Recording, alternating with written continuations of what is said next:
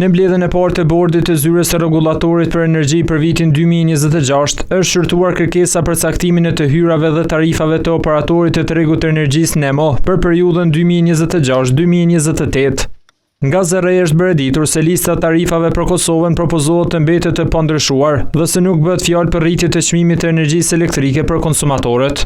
Lista tarifave NEMO për Kosovën propozohet me qenë e pandryshuar, krahasuar me periudhën paraprake, dhe vazhdon më apliku për tregun.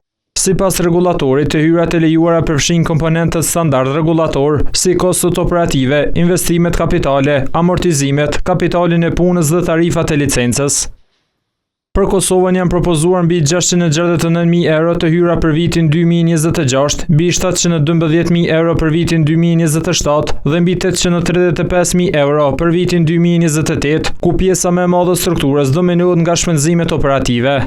Gashi ka theksuar se tarifat e Alpexit nuk janë çmime të energjisë në bursë, por tarifa shërbimi për anëtarët e tregut. Pra këto tarifa nuk përfaqësojnë çmimet e energjisë elektrike në bursa, pasi që këto çmime tregut formohen në mënyrë automatike nga platforma e tregtimit bazuar në oferta dhe kërkesas e pjesëmarrësve në treg për çdo ditë dhe për çdo orë. Bordi i zërrejës ka vendosur po ashtu për caktimin e furnizuesit të mundësisë së fundit si mekanizëm të përkohshëm mbrojtës për të garantuar furnizimin me energji elektrike për konsumatorët që mbesin pa furnizues në përputhje me ligjin. Nuk është furnizues tregtar i zakonshëm, por një mekanizëm mbrojtës i shërbimit publik, FMF aktivizohet vetëm në situatat e jashtëzakonshme dhe të përkohshme. Një element shumë i rëndësishëm që ligji thekson është se shërbimi i FMF-s nuk është i përhershëm.